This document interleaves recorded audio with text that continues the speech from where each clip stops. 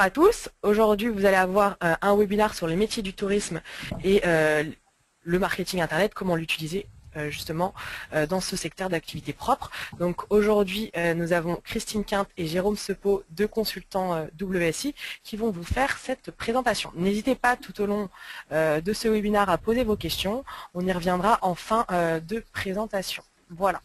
Bonjour Christine, bonjour Jérôme. Je vous laisse la parole. Bonjour Lucille. Bonjour Lucille, Jérôme. Et bonjour tout le monde. Merci d'être connecté. Alors voilà, peut-être qu'en préambule, on a estimé qu'il était important de faire ce webinaire parce que je pense que pas mal de consultants WSI ont dans leur portefeuille de clientèle des hôteliers, des restaurateurs notamment. Et aujourd'hui, cette problématique de la maîtrise des avis, qui bientôt ira bien au-delà de l'hôtellerie et de la restauration, mais en tout cas, elle est clé aujourd'hui déjà sur vos métiers. Voilà, c'est un vrai souci que de s'estimer un petit peu, on va en parler, pris en tenaille par les grandes centrales. Donc voilà, l'objectif c'est vraiment d'expliquer à travers des outils web marketing comment reprendre son indépendance, voilà, et commencer à réellement fidéliser grâce à certains outils. Alors Jérôme, on va commencer par présenter un petit peu WSI pour ceux qui ne connaîtraient pas.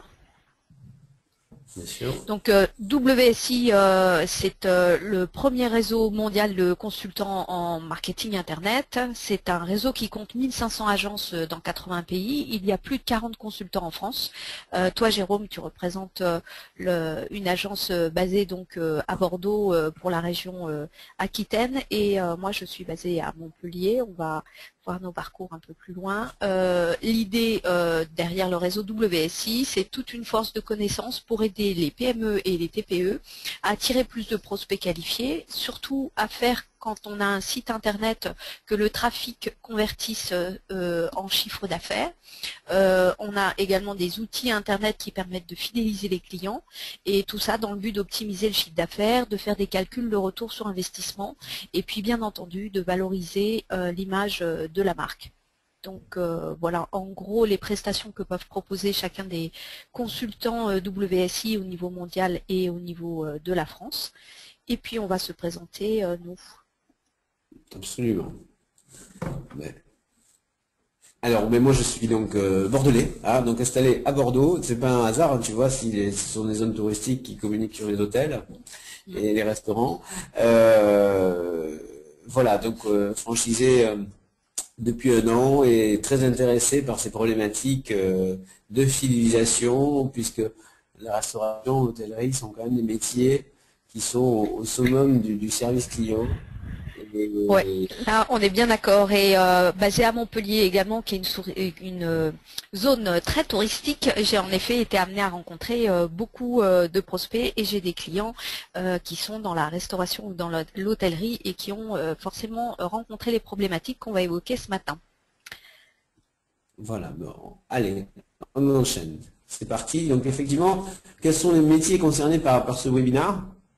Ben, c'est à la fois, bien sûr, les dirigeants d'hôtels, de restaurants, de camping, propriétaires de chambres d'hôtes et de locations saisonnières, le personnel d'accueil, on va le voir, parce que ça a des impacts, et les lieux touristiques ou les métiers de l'accueil.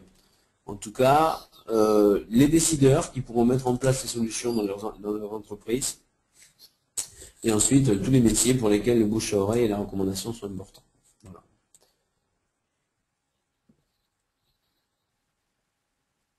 Alors, que se passe-t-il dans vos métiers, les métiers qui sont liés au tourisme? On observe que les nuitées hôtelières sont de plus en plus achetées via Internet. On a 40% des Français qui achètent des produits touristiques, alors qu'on parle de billets d'avion, de billets de train, de location de voiture, des chambres d'hôtel, et qu'ils le font uniquement par Internet. Et dans le sens unique, on veut dire qu'ils n'ont pas d'autre source d'achat que Internet. Et ces mêmes personnes ne représentaient que 35% en 2008. Donc, on est dans une progression où Internet vient prendre des grosses parts de marché sur toute la partie réservation liée au tourisme. Dans le mobile, ce qui va changer dès 2014, c'est que plus de 50% des recherches sur Internet se feront à partir de mobile. Là-dedans, on entend aussi les tablettes qui permettent de découvrir sur des formats intéressants la beauté des lieux par des photos. Et on est aujourd'hui déjà à plus de 30% de recherche sur Internet dans le secteur du tourisme et on va dépasser ces 50%. Donc il va être intéressant de prendre en compte la dimension mobile dans tout ce qui va être développé dans le secteur du tourisme. Du côté du développement des réseaux sociaux, alors on sait qu'avant tout était basé sur le bouche à oreille et aujourd'hui ce bouche à oreille, ce sont les consommateurs qui se donnent des recommandations à travers les réseaux sociaux. Donc là, qu'on soit sur Facebook, YouTube, Pinterest, Flickr, Instagram ou autre, on retrouve un rôle des avis qui est vraiment grandissant. Avant, je faisais confiance à mes amis qui faisaient des recommandations. Aujourd'hui, je suis prête à faire confiance à des inconnus et tous les avis qui sont postés sur Internet peuvent me faire prendre la décision d'y aller ou de ne pas y aller. J'ai une augmentation également importante de la part des réservations qui sont faites en centrale. Aujourd'hui, on a 30 à 80% en fonction à la fois de si on est hôtel ou restaurant, mais cette part est de plus en plus grandissante et on sait que pour pouvoir ressortir dans ces centrales de réservation, on était obligé de faire des promotions et on en parlera tout à l'heure, mais ça nous fait rentrer dans un cercle un petit peu infernal. Alors c'est vrai que quand on est à 30%, je pense que ça reste maîtrisé, mais c'est des cas réels. Quand certains de vos confrères hôtels, notamment, sont à 80% de taux remplissage par les centrales, ça devient très problématique en fait. Voilà. Donc, on va voir plus loin comment arriver, comment arriver à baisser ce taux en fait. Exactement. Quelque chose d'important pour la culture des avis et des recommandations, vous savez qu'il y a une nouvelle norme AFNOR qui est en train d'être discutée, qui sera bientôt publiée. Donc il y a eu un avis public, un appel aux avis publics. Et donc après cette période qui s'est terminée mi-février, on aura bientôt la norme. Donc c'est une norme qui est quand même très bataillée. C'est clairement pour donner une vraie crédibilité aux avis et faire le ménage dans tout ce qui peut se passer actuellement, qui est globalement pas maîtrisé. Donc, l'une des premières mesures, c'est que tout rejet d'avis devrait être notifié et motivé. Donc, le gestionnaire d'avis s'interdit des collectes ou des publications d'avis qui ont été achetés, évidemment, hein, c'est pas fair play. Le site devra indiquer les modes d'identification du consommateur et la date de consommation devra être recueillie. Je mets un léger bémol là-dessus, puisque aujourd'hui, dans le groupe de travail sur cette norme AFNOR, TripAdvisor fait pas mal de lobbying, et aujourd'hui est en train d'essayer justement de demander à ce qu'on ne trace pas la personne qui va publier l'avis, ce qui est vraiment problématique et qui mettrait en l'air une bonne partie de la mesure. Voilà, l'auteur de l'avis devra être informé systématiquement du rejet de son avis et du motivation de la rejet. Et voilà, il peut y avoir une possibilité de rectification et de modification de l'avis. Voilà. Oui, Voilà, l'idée c'est d'éviter tous les avis qui peuvent être postés par des concurrents, par des personnes qui vous veulent du mal, on va dire, ou inversement de faire qu'il y ait des personnes de l'entreprise qui elles inondent d'avis positifs alors qu'on n'est pas non plus dans une démarche on va dire spontanée et réaliste de tout ça. Donc l'idée étant de pouvoir recontacter le consommateur qui a déposé un avis pour vérifier la véracité de la chose, quoi. Voilà à quoi travaille la norme de la FNOR aujourd'hui. Voilà. Donc c'est encore en débat, on aura des informations très prochainement. En tout cas, ce sont les dernières, celles-ci.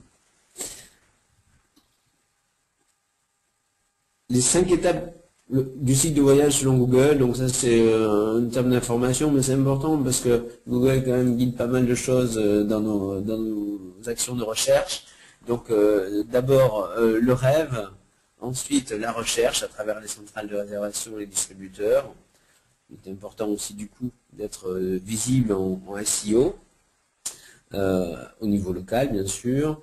La réservation, très importante, et notamment la réservation directe sur le site de l'hôtelier et du restaurateur aussi, de plus en plus, bien sûr, pour réserver les tables. Donc ça, c'est important de ne pas dépendre encore de ces centrales pour la réservation. L'expérience de séjour, bien sûr, qui va générer des avis positifs ou négatifs. Et ensuite, le partage. La diffusion de ces différents avis sur la toile.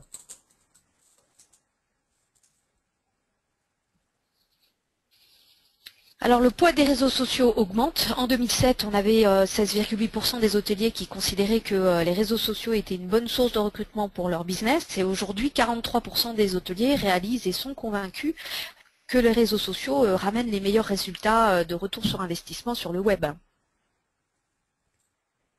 Exactement.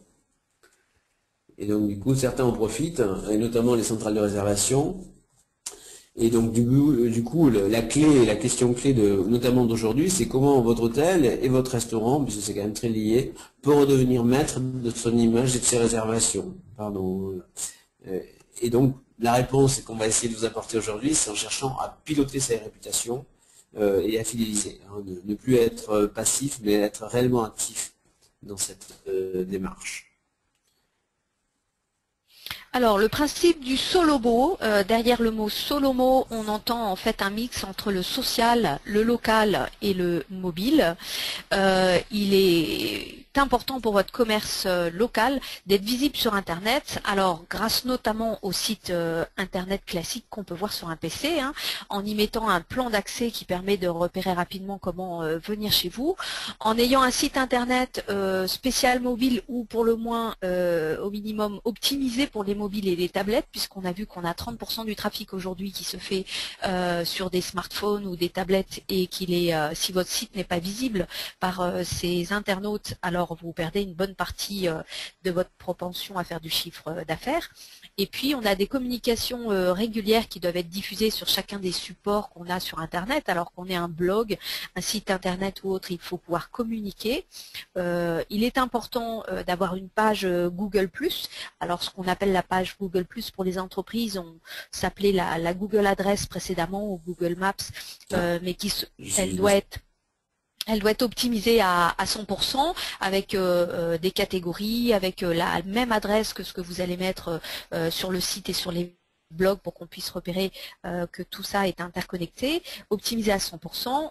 On doit et on vous recommande d'avoir une page fan Facebook, des profils également du dirigeant qui doivent être bien remplis et optimisés sur Viadeo et LinkedIn, et puis la création d'une page entreprise sur Viadeo et LinkedIn qui sont des réseaux professionnels qui vous permettent là aussi encore d'interconnecter toute votre présence sur Internet entre votre site, votre blog, les différentes pages qui présentent votre activité de tourisme et en n'oubliant pas que quand on fait du local, on doit toujours pouvoir présenter l'endroit où se situe le bien qu'on propose ou le service. Donc, typiquement, un exemple là qui montre que le solomo est très important dans la recherche que font les internautes, puisque en fonction d'une seule recherche, on va pouvoir être présent à la fois sur des actions de présence locale qu'on aura faites, des actions de présence locale à travers les réseaux sociaux, et des actions de référencement naturel sur directement le site internet. Donc aujourd'hui, truster les premières pages et les premières lignes de Google, ça passe par cet ensemble de méthodes. Voilà. C'est important d'être visible et d'avoir une vision assez globale de la recherche et de nos actions. Là, c'est Virginie, une de nos consultantes, qui qui effectivement communique fortement sur sa page Google+, qui est très importante, et c'est important pour n'importe quel business.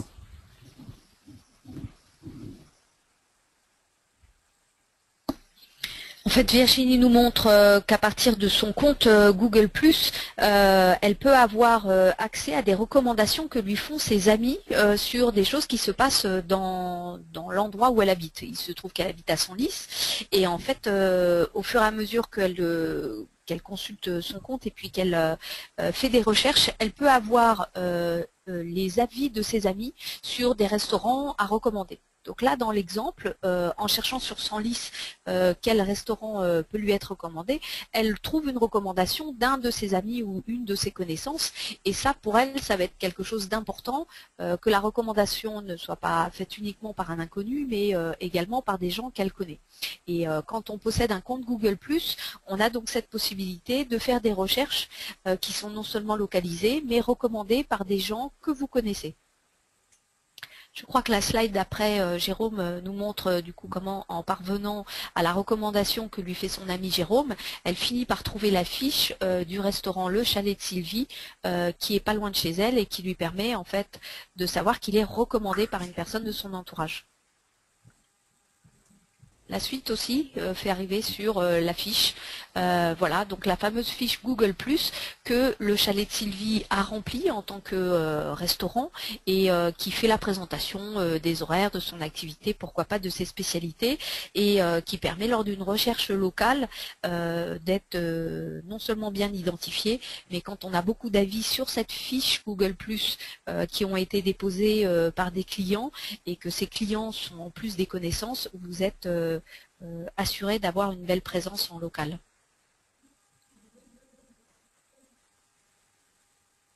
Voilà, donc effectivement, la recherche locale et Google+ vous permet, puisque Google privilégie ce classement dans les recherches, privilégie les pages Google+ qui ont été renseignées.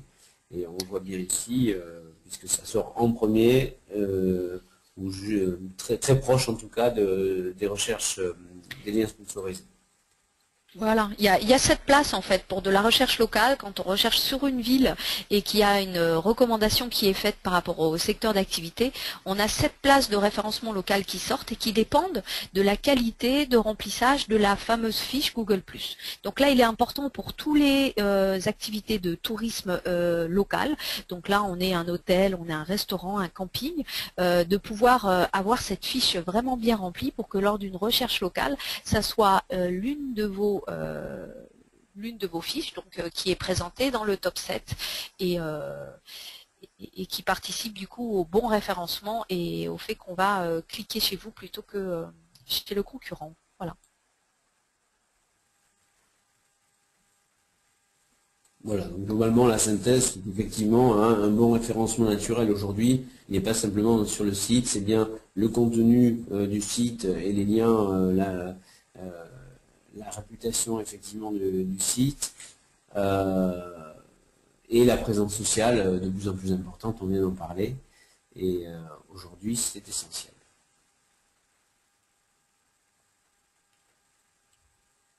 Alors, quelques chiffres clés sur l'utilisation de ces fameux smartphones.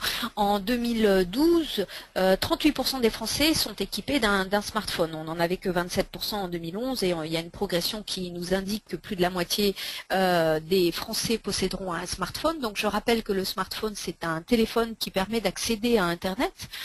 Et 85% des usagers s'en servent comme GPS, 55 s'en servent au moins une fois par jour pour accéder à Internet, 62 consultent leurs emails, et là c'est encore un autre sujet, mais il est important aussi pour les emails de connaître cette statistique quand on est organisateur d'emailing. Et puis 43%, et ça c'est important pour nous, effectuent des recherches, dont 29% dans le cas où ils font une recherche d'un bar, d'un restaurant, d'un voyage ou d'un hôtel. Donc là, on touche aux statistiques de l'activité de tourisme. 43% des personnes qui ont un smartphone vont aujourd'hui chercher des choses qui concernent les activités touristiques. Enfin, 14% recherchent un emploi, 26% comparent des prix. Ça, ce sont les autres utilisations qui sont faites d'un smartphone. Voilà, donc là par exemple, un exemple d'un site mobile un site qui n'est pas optimisé pour le mobile, donc typiquement ça n'améliore pas et ne favorise pas l'expérience client lorsqu'il va faire sa recherche sur le mobile. Et vous avez ici maintenant ben, les nouveaux outils avec soit un site mobile dédié à ces nouveaux écrans, soit aujourd'hui ce qu'on appelle le responsive design, qui permet, quel que soit le support mobile, d'adapter son site à un format convenable. Voilà. Donc ça c'est important aussi lorsqu'on fait des investissements, notamment pour développer un site internet, d'intégrer ces dimensions-là, pour ne pas laisser échapper 50% des recherches à partir de 2014. Ah oui. Le tourisme est un des secteurs d'activité où la part des internautes qui le font sur un mobile ou une tablette est le plus important. Moi, je le vois parmi tous mes clients. Je suis la statistique mensuelle du nombre d'internautes qui possèdent un smartphone et qui accèdent au site pour chacun de mes clients. Et quand il s'agit d'un restaurant ou d'un hôtel, c'est la proportion la plus importante. Hein. Donc, il faut quand même absolument vérifier que si vous possédez aujourd'hui un site internet qui a été développé il y a quelque temps, il puisse être visible et surtout convivial pour les possesseurs de petits écrans, parce qu'il ne s'agit pas de voir le grand site en tout petit avec des liens où quand on clique sur le mauvais lien, on arrive à droite à gauche. Il ne faut pas oublier qu'on fait tout ça avec un doigt, et que de pouvoir rendre les choses téléchargeables avec des images légères. Bon, il y a des tas de choses à faire pour qu'une version mobile soit sympathique pour un internaute, un smartphone Note. Alors après, je crois qu'on parle des centrales de réservation, Jérôme. Oui, absolument. Alors, donc effectivement, juste un petit rappel, parce que l'offre est pléthorique, mais aujourd'hui, notamment dans l'hôtellerie, il y a beaucoup de centrales, Booking.com, TripAdvisor, Hotel.com, que vous avez vu récemment dans une campagne de promotion importante, Expedia, Trivago, Venere. Et dans une moins grande mesure, mais avec les mêmes conséquences, la fourchette ou le Botin Gourmand, qui vont fédérer d'une part beaucoup les avis et des avis pas forcément maîtrisés, et ensuite effectivement faire des réservations directement pour le compte des professionnels.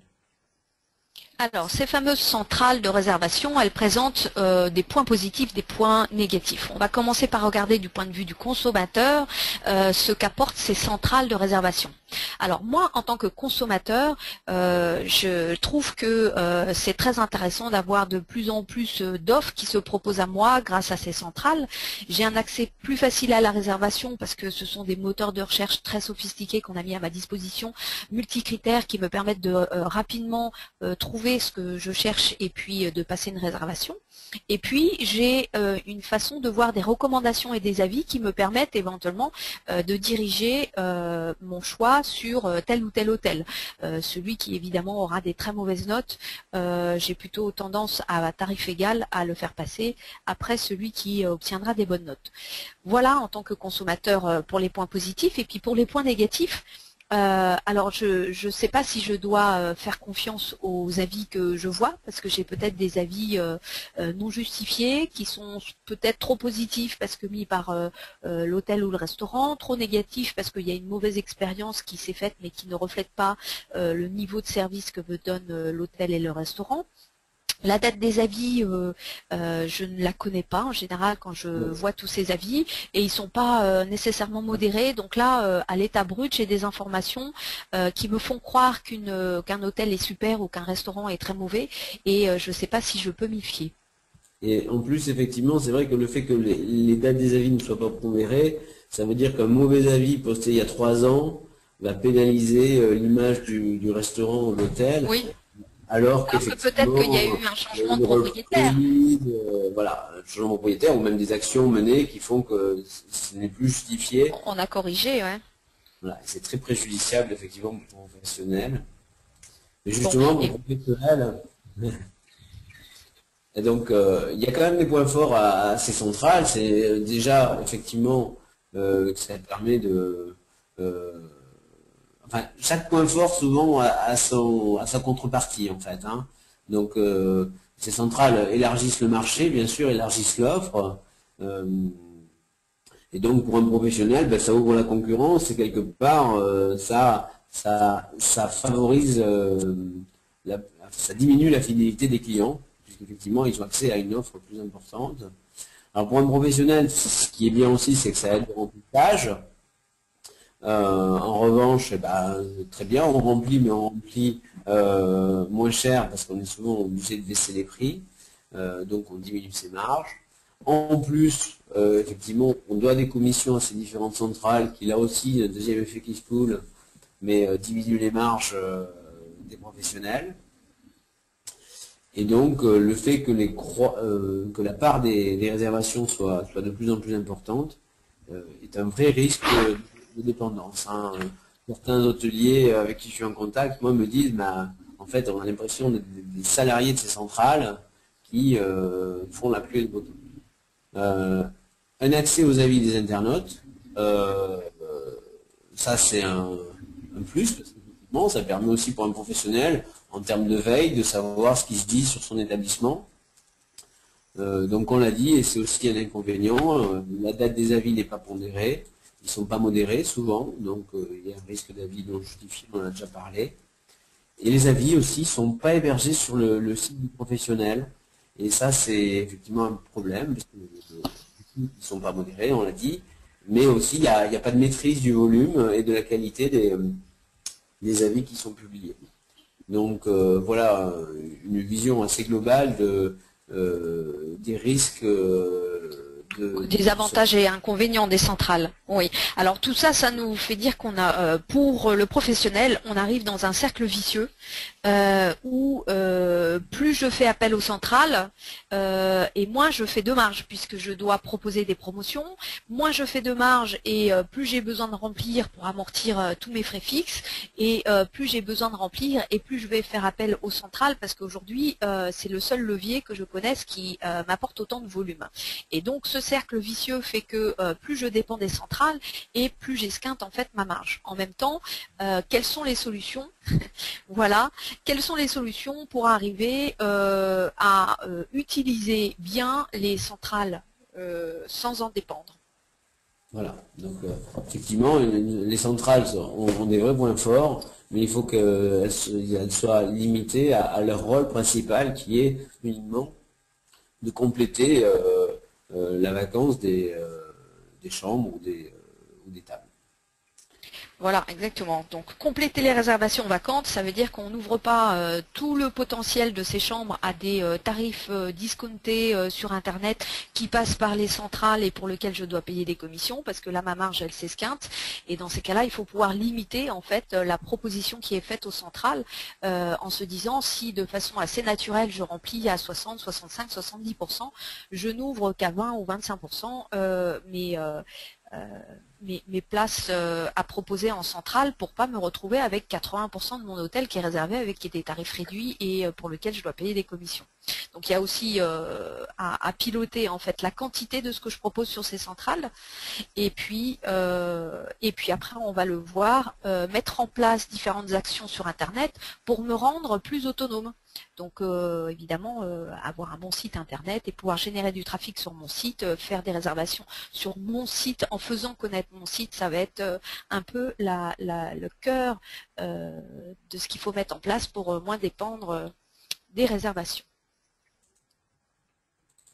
Voilà, donc on l'a dit, hein, le consommateur aujourd'hui est devenu acteur, il a pris le pouvoir, c'est une bonne chose quelque part, hein, c'est vertueux, à condition tout à fait, effectivement, de manière sereine et professionnelle. Alors les internautes font confiance aux recommandations, on l'a vu, et les recommandations personnelles, c'est 76% de taux de fiabilité, parce qu'on considère que si je connais la personne et qu'elle me fait une recommandation, je peux y aller les yeux fermés.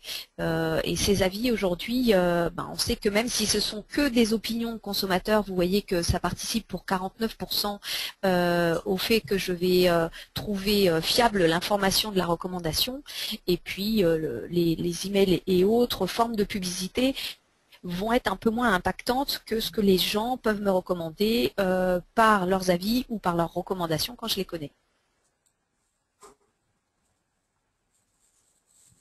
Voilà, donc on dit Google, hein, de plus en plus, vous allez voir ce type d'informations dans les recherches Google. Et- Pardon. Donc effectivement, avec les différentes étoiles, et ça va aussi avoir réellement un impact sur le classement et l'affichage de la recherche, aussi bien recherche payante que recherche naturelle. Voilà, les avis maintenant sont directement intégrés en fait dans les résultats de la recherche. Donc déjà, avant même de décider si je clique sur une publicité, là, celle qui est sur fond orange, ou sur des liens en présentation de sites au niveau national comme Interflora, ou en présentation de résultats de recherche locale. Donc là, on a les cailloux bleus, Stéphane Jean et Rapid Flore et autres. En dessous, on me propose déjà d'intégrer des avis, et ces avis peuvent déjà me faire décider si oui ou non je vais cliquer sur l'un de ces liens, évidemment en me disant que là où j'ai beaucoup d'avis et que les avis sont très positifs, ça va me donner envie de cliquer. Dans le cas du fleuriste, par exemple Interflora avec son taux de 4,5 sur 5 et tous ses avis, et FloraJet vont me donner envie de les choisir plutôt que d'autres. D'où l'importance aujourd'hui de ne pas se retrouver avec des mauvais avis qui apparaîtraient sur les résultats de pages de recherche. Voilà, donc effectivement, ces annotations, aujourd'hui, on estime, améliorent les performances des campagnes, effectivement, de 5 à 10%, les campagnes payantes en l'occurrence. Hein. Donc c'est important, ça a un impact financier. Et ces recommandations, effectivement, sont au cœur, on l'a vu, hein, de Google+, de l'affichage effectivement local, puisque votre marque, on l'a déjà vu aussi, sera présente à travers votre site, les moteurs de recherche, Google+, les publicités, les vidéos et le mobile. Attention, hein, donc on vous aura prévenu, hein, l'objectif c'est de ne pas subir. Comment votre hôtel peut revenir maître de son image et de ses réservations par la gestion des avis. Voilà, on attaque le vif du sujet. Voilà, maintenant qu'on vous a fait bien mal, on va essayer de trouver des solutions. Pour que ça marche, déjà il faut pouvoir disposer d'un budget marketing dédié à la gestion de la e-réputation, et puis non seulement à la gestion de la e-réputation, mais au fait de devenir autonome par rapport à ces centrales de réservation. On a besoin d'un site internet qui fonctionne avec un référencement naturel performant, c'est-à-dire quand on va chercher sur votre secteur d'activité un camping, un hôtel, un restaurant dans votre ville, c'est vous qui allez sortir en premier. Un module de réservation simple après recherche multicritère, donc là l'idée étant que votre site internet puisse lui-même contenir un module de réservation, vous permettra d'éviter que toutes ces réservations à prix discount arrivent par les centrales. Ce qu'on appelle un outil de CRM, alors CRM en anglais c'est Customer Relation Management, c'est un outil de gestion de la relation client opérationnelle. C'est l'idée en fait de pouvoir chercher à collecter les coordonnées des gens qui ont l'habitude de venir chez vous, ou des prospects qui ont manifesté un intérêt pour votre secteur d'activité et pour vous en particulier en venant sur le site. On va chercher à construire une base de données. Par exemple, collecter l'adresse email en disant qu'on va envoyer des newsletters ou des promotions à ces personnes, et ensuite de faire une gestion de l'historique de la fréquentation. Ça vous permet de dire si ces personnes viennent régulièrement, je peux les ressolliciter pour qu'ils viennent encore plus fréquemment me rendre visite. Dans le cas d'un restaurant, on sait que on peut avoir de multiples visites sur une année.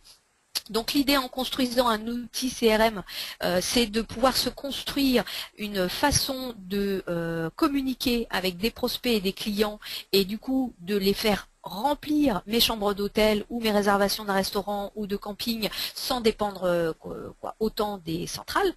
Et puis connaître son activité, ses points forts, et mettre en place un plan marketing, ça c'est d'un point de vue général, pouvoir adapter l'offre à la saisonnalité, donc faire des propositions une fois qu'on sait ce qu'on à qui on va communiquer et comment on va communiquer envers ces personnes, connaître ses clients actuels et leurs attentes. Eh bien, je vais chercher là pour le coup à faire du marketing. Qui sont mes clients et qu'est-ce qu'ils attendent, comment je peux m'arranger pour qu'ils soient de plus en plus contents et faire que du coup ils s'adressent à moi en direct plutôt qu'ils aillent rechercher toujours du prix sur Internet. Personnaliser la relation par segment de clients, c'est imaginer que je vais m'adresser différemment peut-être à des personnes qui réservent professionnellement sur mon site d'hôtelier plutôt que aux particuliers. Et donc là, je vais adresser des messages différents en fonction de mes segments de clients. Le tout, c'est d'avoir identifié quels sont ces différents segments de clients. Et puis communiquer régulièrement avec ses clients, c'est trouver en fait d'abord des sujets pour communiquer avec eux et puis ensuite des moyens qui vous permettent d'avoir une relation en direct sans passer par les centrales. Donc là, j'ai construit une base de données grâce à mon outil de CRM. J'ai collecté des adresses email, j'ai collecté des numéros de portable. Donc là, je peux envoyer des campagnes pour annoncer des promotions, pour annoncer un menu de la Saint-Valentin, pour annoncer des choses en particulier, un événement peut-être qui se passe dans mon hôtel ou dans mon camping. Et puis, quand j'ai la possibilité d'avoir aussi une page Facebook ou d'autres pages professionnelles sur Viadeo et LinkedIn ou un blog, je vais aller communiquer sur ce qui se passe et ce qui peut intéresser mes clients et mes prospects. Et je dois planifier à l'avance mes communications et mes promotions sur l'année en faisant un planning qui me permet non pas de réagir au coup par coup parce que j'ai un problème de remplissage sur la semaine, mais réellement de pouvoir anticiper avec une vision un petit peu plus globale les périodes qui sont propices à une communication, quel type de communication, basée sur quel événement. Et là, à partir de là, j'organise en fait un plan marketing et j'utilise tous les leviers du marketing Internet et toute ma présence sur Internet et ma base de données pour devenir autonome et pouvoir me détacher des centrales de réservation si aujourd'hui je m'en sens prisonnier. Non, mais effectivement, Christine, en plus, c'est bien de rappeler tout ça parce que malheureusement, il y a quand même pas mal de nos clients qui même n'ont même pas de fichiers, notamment de fichiers clients, qui n'utilisent pas de CRM. Et Je suis d'accord avec toi. Ça, je rencontre aujourd'hui beaucoup de personnes dans le secteur du tourisme qui n'ont pas eu l'idée ou l'opportunité de mettre en place de quoi récupérer les coordonnées des personnes.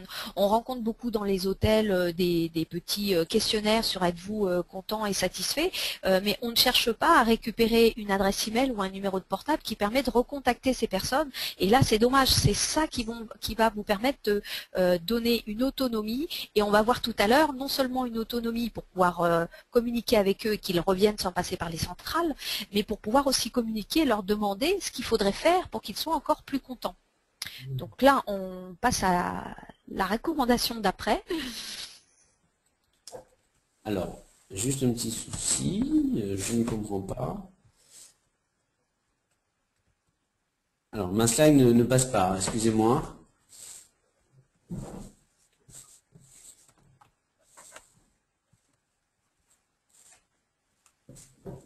Ok, voilà, pardon, excusez-moi. Comment effectivement maîtriser cette recommandation? Oui, pardon. Alors, oui, donc en 4 étapes, on vous propose effectivement d'abord, et c'est très important, surveiller votre réputation sur la toile, sur Internet. Ensuite, susciter la collecte d'avis sur place, par mail via un questionnaire, mais l'important c'est de vraiment, puisque la plupart de vos clients sont quand même contents de vos services, il faut faire en sorte qu'ils le disent et spontanément ils ne le feront pas, donc il faut les aider. Et troisièmement, sélectionner les bons avis et pour les diffuser sur un maximum de supports pour atténuer les mauvais avis spontanés.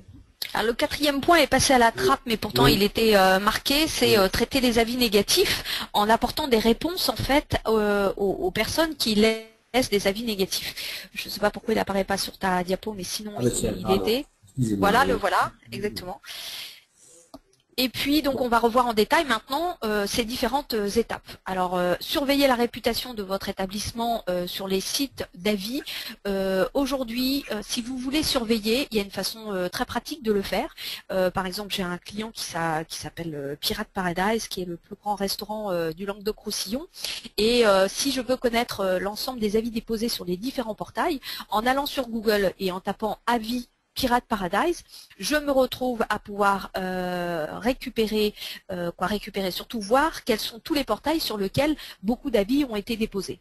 Donc en général, on les trouve sur Trivago, sur TripAdvisor, sur La Fourchette parce que c'est un restaurant, et pour les hôtels on a toute une pléthore de portails sur lesquels on trouve. En général ce sont des portails où on peut faire de la réservation, mais il existe aussi des portails où on ne fait que déposer des avis.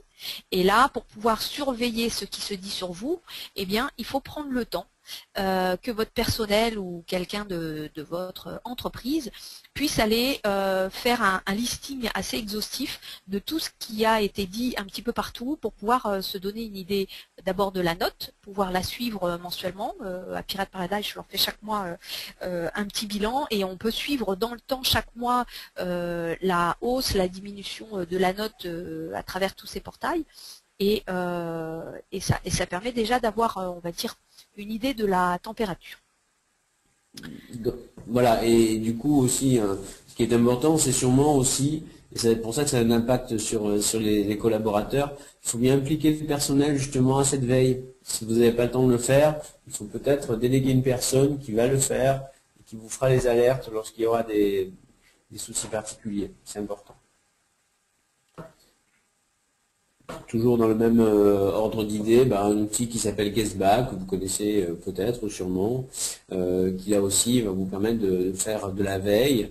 Alors là, c'est un autre outil qui est payant en l'occurrence, donc oui, il fait gagner du temps. Donc, quand on n'a pas forcément le temps d'aller chercher sur tous les portails qu'on a évoqués, tous ces avis qui sont postés, parce que ça finit par faire beaucoup de travail, on a des outils payants qui nous permettent en fait d'avoir une espèce de compilation et de revue automatisée. Et donc, Guestback peut être une solution pour un petit peu rendre plus rapide cette première tâche. Deuxième tâche. Vas-y, Jérôme. Ouais, deuxième étape, c'était de susciter, on l'a vu, la collecte des avis. Donc mettre en place des outils de réception des avis. Soit sur le site, aujourd'hui il y a pas mal de fournisseurs qui vous permettent d'héberger sur votre site des widgets concernant les avis qui sont publiés sur votre site. Alors widget, c'est en fait la possibilité de voir apparaître sur votre site des informations qui, elles, ont été saisies sur un autre site. D'accord, c'est une espèce d'intégration, et là dans le cas de Test and Trust, voilà comment ça se présente sur le site des hôtels Les Palais Spa. Voilà. Et puis sinon, c'est ce qui est très important, c'est d'arriver à susciter ces avis sur place, par exemple via une tablette, sur une borne ou une tablette mobile dans le cadre d'un restaurant, et c'est comme ça que vous allez réellement aller chercher les avis positifs. Donc des gens qui quittent le restaurant au niveau de la borne de départ avant le paiement, vous pouvez les inviter à donner leurs avis. Et ensuite, par exemple, au restaurant, avant de payer la note, vous leur donnez une tablette qui va permettre de récolter ça. Et ensuite, tous ces avis sont hébergés sur votre site à travers le fameux widget dont on a parlé. Exactement. En sollicitant en fait ces avis, donc que ça soit directement en leur demandant d'aller les déposer sur le site ou sur votre fiche Google+, ou grâce à la tablette qu'on fait circuler sur le lieu de vente, on peut également aussi donc les récupérer en envoyant un emailing qui leur demande de participer à une étude de satisfaction. On va évidemment collecter beaucoup d'avis, dont beaucoup vont être positifs, et quelques-uns vont être négatifs. Et le problème, c'est que si on ne cherche pas à les collecter nous-mêmes, on va se retrouver uniquement avec les avis négatifs qui vont être déposés par une personne furieuse sur Internet, furieuse qu'on ne l'ait pas écouté ou furieuse qu'on n'ait pas cherché à solliciter son avis sur place ou tout de suite après l'acte de consommation. Quel est le souci, Jérôme? Non, mais je ne t'entendais plus, alors je ne sais pas si c'était général. D'accord. Bon, alors j'espère que tout le monde m'entend. Donc, dans une des possibilités de collecter les avis, c'est que justement, si on a pu récupérer lors de la réservation l'adresse email de la personne qui a réservé, donc si on a une base d'adresse email des gens qui sont venus au restaurant, qui sont venus au camping, qui sont venus à l'hôtel, dans ces cas-là, j'ai un moyen de pouvoir envoyer une étude de satisfaction et du coup de pouvoir leur demander comment ça s'est passé et puis de pouvoir du coup récupérer des avis. Et on va voir après que ces avis vont nous permettre eh bien de les sélectionner et de les diffuser. C'est donc la suite de notre troisième point. Vas-y. Alors effectivement, une fois que vous avez récupéré plein de bons avis, naturellement ils vont noyer les quelques mauvais avis. Donc des choses importantes à respecter, former les équipes d'accueil pour qu'elles collectent systématiquement l'avis du client. C'est comme ça que vous avez réellement un outil, une tablette ou autre, c'est bien, mais ça sert à rien si on ne l'anime pas et si on ne l'utilise pas.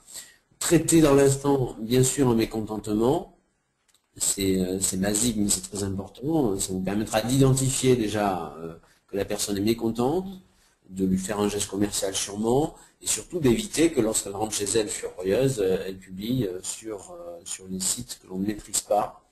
Et demander de l'autorisation de publication, bien sûr, à vos clients, mais souvent ça peut se faire tout simplement dans le cadre du questionnaire avec eux. Et voilà, parce que dès qu'on a l'accord du client, même s'il ne l'a pas déposé, on peut tout à fait, nous, s'en prévaloir sur le site en mentionnant qui nous a donné cet avis et en donnant les coordonnées qui permettent de vérifier que c'est pas quelque chose qu'on a inventé. Et de ce fait, vous récupérez dans ces cas-là beaucoup plus de proportions de bons avis que de mauvais, et c'est ce qui permet en effet de diluer tout ça. Alors notre quatrième point vise à traiter les avis, c'est de chercher à les héberger sur votre site.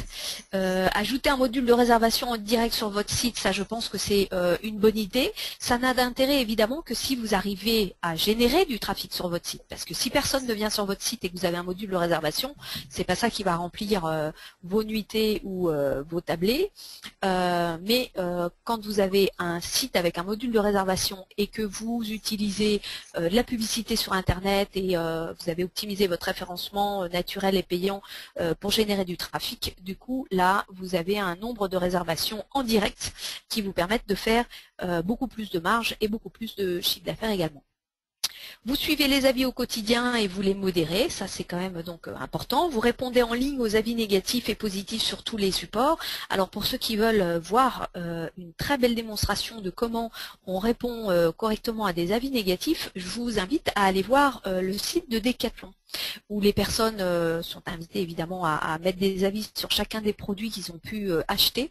Et là, vous avez un responsable produit pour chaque ligne de produit qui prend la peine de répondre quand une personne laisse un avis négatif. Et ils font ça vraiment de façon hyper professionnelle. Quand la personne en fait a fait le mauvais choix d'un produit et qu'il n'en est pas content, il les invite à faire un échange en magasin. Quand il y a eu une on va dire une malfabrication sur un produit, il les invite à les rembourser. Et là, en termes de gestion d'avis négatifs, je trouve que Decathlon est absolument au top. Allez-y pour ne serait-ce que prendre des cours en live de ce qu'il faut faire pour retourner des avis négatifs en positif pour ceux qui lisent le mauvais avis et la réponse de la marque. Et puis enfin, utilisez les avis positifs dans vos communications et sur vos supports commerciaux. Rien ne vous empêche à partir de l'étude de satisfaction que vous avez fait faire ou à partir des avis que vous avez collectés et qui ont pu être positifs, de les utiliser sur vos flyers, vos dépliants, sur le site internet, sur tout type de communication ou même sur votre lieu de vente. Voilà, profitez des avis positifs que vous avez collectés pour faire votre propre publicité adossée à ces avis positifs qui sont les clients qui parlent de vous en bien.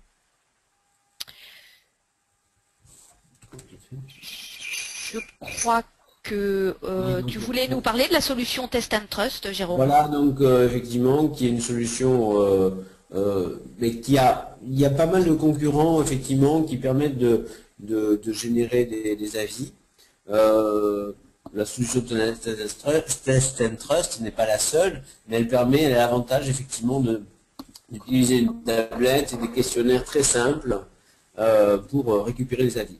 Donc ça se fait en quelques étapes. Donc installer l'outil de collecte d'avis sur place, on l'a vu. Installer le widget sur le site, on l'a vu. Former les équipes, on en a parlé. Bien sûr à l'utilisation et au traitement des réclamations. Modérer bien sûr et héberger sur le site. Et surtout suivre dans le temps l'évolution des avis avec un tracking, des reportings. Donc suivre le remplissage, le REVPAR pour les hôtels, le taux d'utilisation, et ça c'est très important, c'est comme ça qu'on va réussir à construire une vraie relation avec cette clientèle et améliorer en tout cas la qualité de son service. Ouais, ce qui est très intéressant dans la proposition Test and Trust, c'est de mettre à disposition cette fameuse tablette qui va permettre de collecter sur place, quoi. Les autres proposent en fait un moyen d'aller sur un site pour déposer des avis et puis ensuite qu'on retrouve ces avis sur le site de l'entreprise de tourisme. Mais là, la particularité de cette solution, c'est bien le fait de mettre à votre disposition le matériel pour le collecter à chaud. Voilà, ça c'est vraiment le gros plus. Exactement. Voilà, donc quelques bénéfices rapides. Donc le pilotage des avis, on l'a vu. Enfin, du coup, avec tout ça, vous êtes en moyen de maîtriser les avis, inciter effectivement les avis positifs, traiter à chaud les avis négatifs, on l'a vu. Qualifier son fichier, on l'a vu, puisqu'on récupère l'adresse mail notamment des clients et différentes données que l'on peut lier à leur réservation. Possibilité de mener des relances ciblées et régulières et du coup indirectement augmenter les réservations directes et la diminution de la part des centrales. Donc on est bien dans une recherche globale de l'objectif que nous avions défini, c'est-à-dire reprendre son indépendance. Voilà, si on résume en 2 mots, pour gérer sa e-réputation, on va chercher en fait à pouvoir surveiller ce qui se raconte et pouvoir solliciter des avis qui vont venir diluer les mauvais, et on va pouvoir ensuite utiliser les bons avis pour faire notre propre publicité et du coup être un petit peu moins victime des mauvais avis sur Internet. Et puis pour moins dépendre des centrales d'achat, je vais chercher à devenir autonome en faisant des efforts pour faire arriver du trafic sur mon site, pour avoir un site qui donne d'abord envie de réserver chez moi, pour mettre en place un module de réservation. Et grâce à ce site internet et ces modules de réservation que j'ai sur mon propre site, j'ai un moyen de construire une base de données. Pour donner un exemple, chez Pirate Paradise, on a mis le module de réservation en place au mois de juin, et alors qu'ils n'avaient quasiment pas de base de données, ils sont à plus de 8000 adresses email collectées en l'espace de 6 mois, grâce au fait que la réservation se fait maintenant sur leur site et qu'on a généré énormément de trafic sur le site, et ça les rend beaucoup moins autonomes, beaucoup plus autonomes et donc moins dépendants d'une centrale de réservation comme la Fourchette, où là on doit laisser 2 € par personne qui réserve, par personne, c'est ça, qui réserve à la centrale de réservation, et ça pour un restaurant, ça peut faire une énorme partie de sa marge. Voilà pour le résumé de ce webinaire. Nous espérons que nous avons apporté de la valeur ajoutée avec ces quelques diapositives, et nous restons à votre disposition si vous aviez besoin non seulement d'informations supplémentaires, mais pourquoi pas de conseils pour mettre en place ce dont on a parlé ce midi. Jérôme, le mot de la fin. Non, mais il y a peut-être des questions, Lucille. Oui, Lucille, dis-nous si les personnes souhaiteraient qu'on réponde à des questions. Oui, tout à fait. Alors là, j'ai une question concernant la normalisation des avis par l'AFNOR. Où est-il possible d'obtenir des informations sur cette norme en question, et a-t-elle un nom? Alors, elle n'est pas encore sortie, hein. Voilà, c'est la norme AFNOR sur les avis clients. Elle n'est absolument pas réservée à l'hôtellerie et à la restauration. Ça concerne tous les domaines effectivement sur lesquels effectivement il peut y avoir la recommandation et l'avis. Et ça va être communiqué assez rapidement, mais globalement vous cherchez sur Internet, il y a pas mal d'infos. là-dessus, sur des sites spécialisés ou autres. Mais c'est un peu prématuré parce qu'en fait, ils sont en cours de communication. On estime que courant avril, ce sera fait. Voilà. Mais pas plus d'infos que celles qu'on vous a données pour l'instant. On vient juste de terminer la période d'appel à avis. D'autres questions? Alors non, pas d'autres questions pour l'instant, juste Si. des remerciements et quelqu'un qui demande si elle peut recevoir la présentation. Évidemment, tous les participants, vous allez recevoir l'accès au support, au slide, avec les contacts, les différents liens, les exemples cités dans cette présentation aujourd'hui. Voilà. En tout cas, merci beaucoup. Moi aussi, je n'ai pas eu le temps. Mais merci beaucoup de nous avoir écoutés. Et puis à très bientôt. Merci tout le monde. Bah, merci Christine, merci Jérôme. Et puis, vous aurez bientôt, prochainement dans vos boîtes mail, l'accès au support. Et sinon, concernant les webinaires de WSI, rendez-vous le 13 mars prochain pour un webinaire sur le display, search et retargeting. Voilà. Merci beaucoup à vous et merci à nos deux consultants qui ont animé ce thème ce midi. Merci.